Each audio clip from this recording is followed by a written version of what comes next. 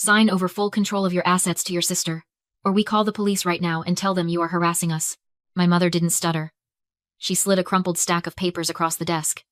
My father stared at the floor, refusing to meet my eyes, and at the head of the table, my younger sister, Brittany, smiled like she had already won the lottery. They were not here to visit. They were here to execute a hostile takeover of my life. I looked down at the document. It was a power of attorney form, downloaded from some free legal website, demanding I surrender my role as the executor of our family trust. The ultimatum was clear. Sign, or they would destroy the reputation I had spent 5 years building at this law firm. Before I tell you exactly what I wrote on the new document I handed them, and the tiny clause they did not bother to read, drop a comment telling me, what is the one thing you have done for your family that they have never said thank you for? I am reading every single one. I didn't scream. I didn't cry. I looked at the 3 people who were supposed to be my safety net, and I felt something inside me turn to ice. I reached for the papers, my hand trembling just enough to sell the performance. "This template is garbage," I whispered, letting my voice crack. "If you want this to be legal, it has to be done on firm letterhead. It has to be filed correctly." Brittany scoffed and told me to fix it right then and there. I opened my laptop. I did not type a resignation. I drafted a new power of attorney. I made it thick, dense, and terrifyingly official. 40 pages of standard asset management protocol. And buried deep on page 14, I inserted clause 14b. I printed the stack and placed a bright yellow summary cover sheet on top. In large, friendly font, the cover sheet read, "Full control of assets. Right to sell. Right to transfer." I slid the stack toward Brittany. She didn't open the packet. She didn't flip the pages. She just looked at that cover sheet, saw exactly what she wanted to see, and grabbed the pen. There is a specific kind of blindness that comes with greed. It is a psychological black box. When people are desperate for a win, they stop looking at the mechanics of the deal. They do not see the cage closing around them. They only see the bait. Brittany saw the words "full control" and her brain shut down. She didn't care about the fine print. She only cared about the signature line. She signed with a flourish, pressing hard enough to tear the paper. My parents signed as witnesses, glaring at me the whole time. They thought they had broken me. They thought they were walking out with the keys to the kingdom. They didn't know I had just handed them a hand grenade with the pin already pulled.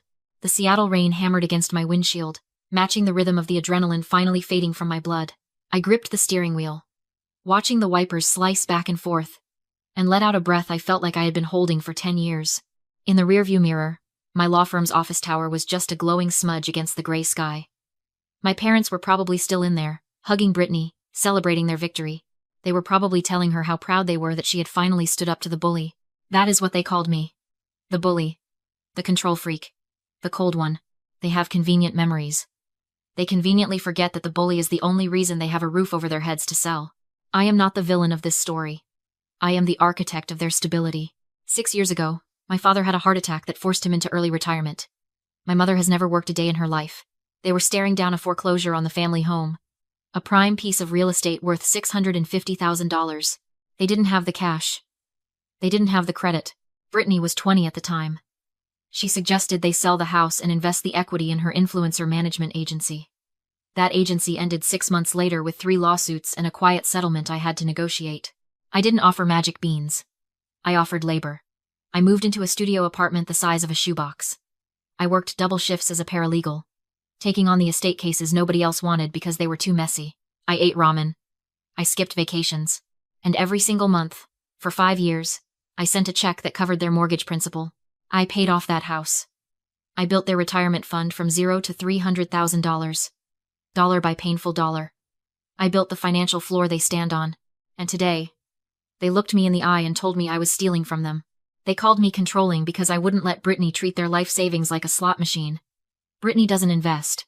She gambles. She calls it day trading or crypto speculation. But the math is always the same. The money leaves and it never comes back. They see her loud, empty promises as love. They see my silent, hard-earned results as oppression. They wanted me out. They wanted the keys to the castle. So, I gave them the keys. I just changed the locks first. That stack of papers Brittany signed wasn't a surrender. It was a cage. Clause 14b didn't just grant her power. It restricted it. By signing that specific version of the document, she legally registered the power of attorney as limited. And buried in the banking protocols I referenced was a requirement for dual authorization. It means Brittany can look at the money, She can print statements. She can feel like a queen. But the second she tries to transfer more than $5,000 out of those accounts, the bank's security system will slam shut. It will require a second digital signature to approve the transaction. And the only person holding the digital key for that second signature is me. I didn't hand my sister a blank check. I handed her a test. If she is the responsible steward she claims to be, she will never trigger that alarm. She will leave the retirement money alone. But I know my sister. I know the desperate, hungry look in her eyes when she thinks no one is watching. I merged onto the highway, the city lights blurring past me. I wasn't driving away in defeat. I was driving away to wait. I gave them exactly what they asked for. And that is the most dangerous thing I could have possibly done. For 3 weeks, my phone didn't ring. The silence wasn't peaceful. It was heavy, like the air pressure drop before a tornado touches down. I didn't block their numbers. I simply muted the notifications and watched the show from the digital nosebleed seats. I moved through my life like a ghost. I went to work. I filed briefs. I ate dinner alone in my quiet apartment. But the second screen on my desk at home was always open, tracking the slow-motion train wreck I had engineered. Brittany wasn't quiet. She was broadcasting her victory tour in high definition. I scrolled through her social media stories.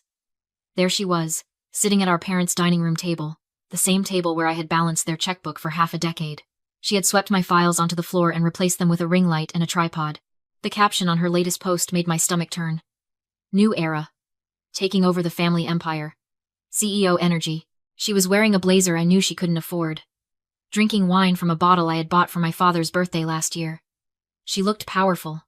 She looked in control. She looked like a woman who had successfully bullied her way into a fortune she didn't understand. My parents were complicit in the theater. In the background of one video, I saw my mother serving Brittany tea, looking anxious but hopeful. They truly believed this was the solution. They thought if they just fed the beast enough attention, it would finally become the successful daughter they wanted. Then came the text from my father. It popped up on a Tuesday night, breaking the silence. We are still waiting for your apology.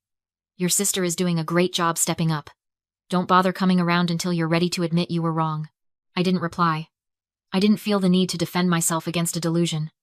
I just archived the message into the evidence folder and switched tabs to the bank portal.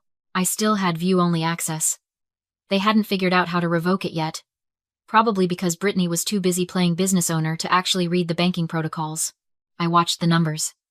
This was the most dangerous part of the trap, the wait. The first charge appeared 2 days after the power transfer. Sephora. $200. I let it go. Next day. Uber Eats. $80. Nordstrom. $400. I let them go. Brittany was testing the fence. She was poking the perimeter, seeing if the electric shock was turned on. Clause 14B only triggered a hard lock on transfers over $5,000. The small stuff? The daily bleed? That was allowed. I watched my parents' liquid cash reserves dip. $600 here. $1,000 there. It was painful to watch the money I had saved for their medical bills turn into designer handbags and sushi dinners, but I had to sit on my hands. If I intervened now, they would just call me controlling again. They would say I was petty, jealous over a few $100s. I needed the crime to be undeniable. I needed the numbers to be big enough to send someone to prison. I needed Brittany to get arrogant. By the end of the 3rd week, the small charges stopped. Brittany had grown bored with the appetizers. She had realized that the debit card worked, that nobody was stopping her, and that our parents were too afraid of rocking the boat to question her spending. She was getting comfortable. She was starting to believe her own hype.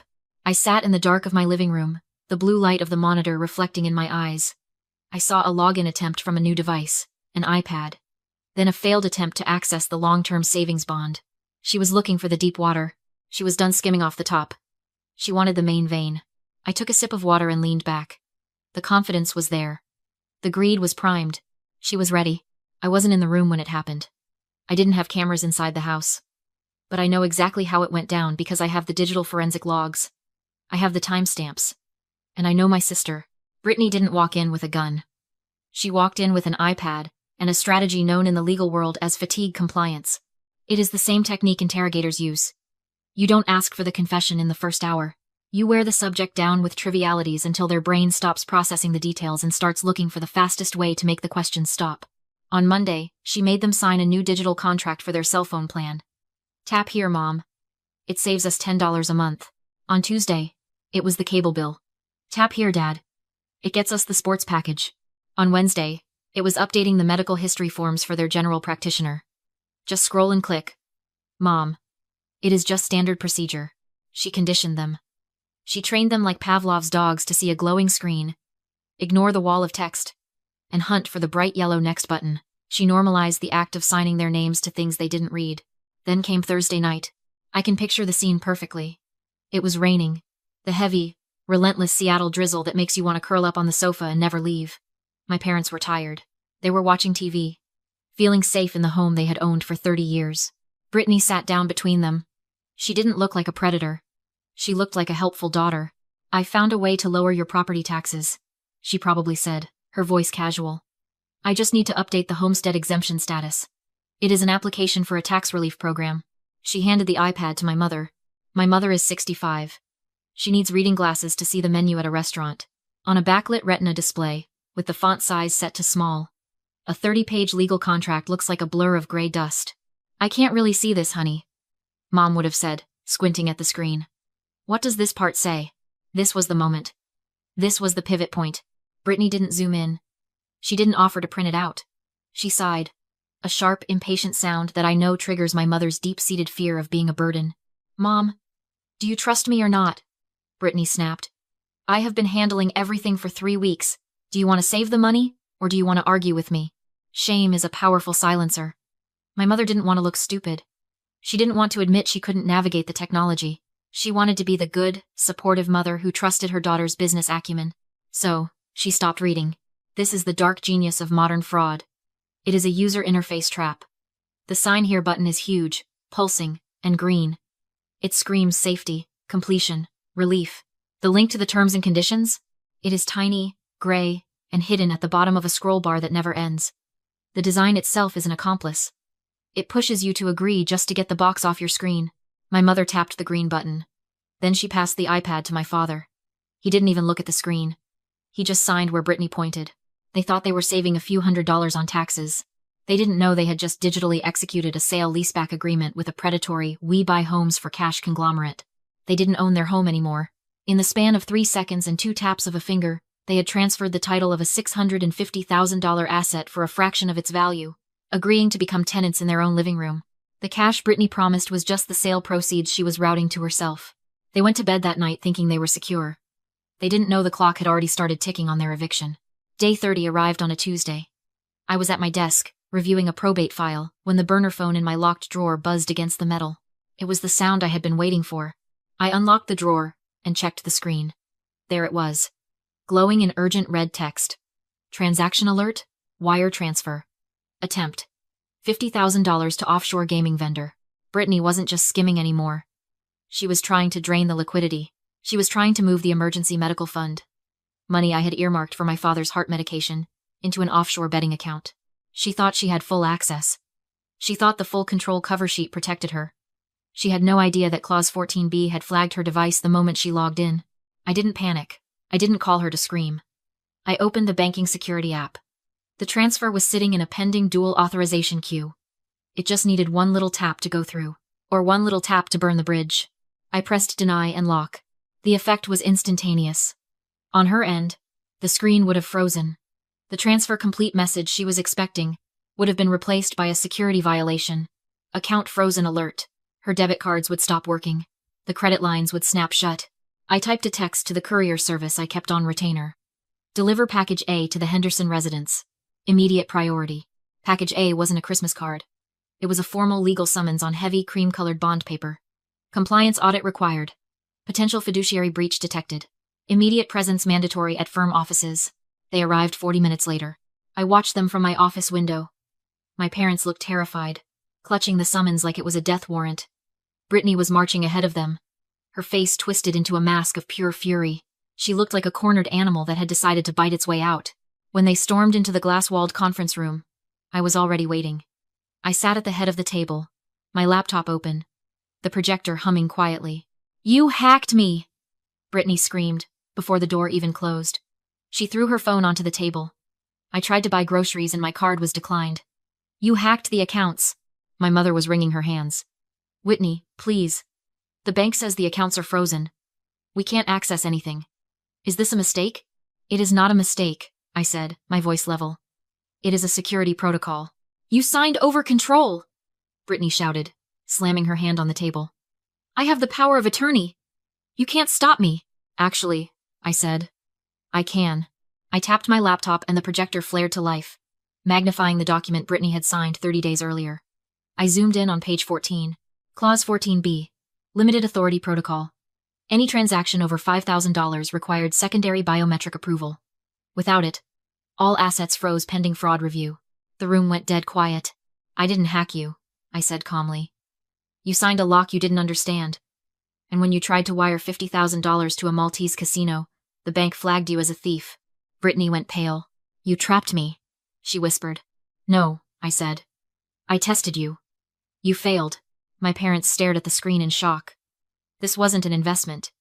Brittany had tried to gamble their medical savings. My father collapsed into his chair. My mother reached for my hand, shaking. You knew, she sobbed. You saved us. I closed my laptop.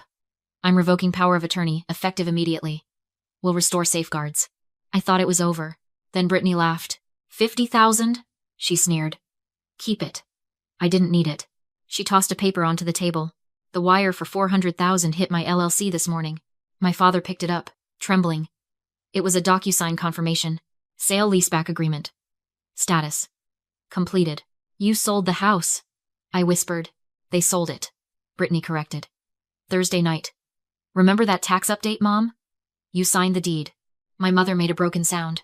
You're tenants now, Brittany continued coolly. The lease expires in 48 hours. Locksmith comes Thursday. The contract was airtight. She'd liquidated their home for quick cash and routed everything to her own company. You can't freeze that account, she said, standing. I'm leaving. You're homeless, I said quietly to my parents. In 2 days, Brittany smirked. I'm sure Whitney has a couch. She turned for the door. Brittany, I said. She stopped. What? Check your phone. Her face drained instantly. Account frozen. IRS levy. What did you do? She whispered. Read it. She couldn't. So I did. You didn't file taxes for 3 years. I filed IRS form 3,949A 2 weeks ago. When that $400,000 landed, the system seized it. The room collapsed into silence. The house was gone. The money was gone. Brittany was finished. Fix it, my mother begged. Get the house back. I can't, I said. You signed it. The seizure is legal. A feed appeared on my screen. A white van pulling into their driveway. A man stepped out with a drill. A one locksmith's. They're changing the locks now. My mother screamed. I packed my laptop and stood. You weren't unlucky, I said. You paid the bill for 20 years of enabling. I walked out. 1 week later, I sat alone in my apartment. Rain streaking the windows. Their numbers were blocked. I felt clean. The key in my hand was small, but heavy. You can't save people addicted to their own destruction. If you've ever watched someone burn their life down, share this story. You're not alone.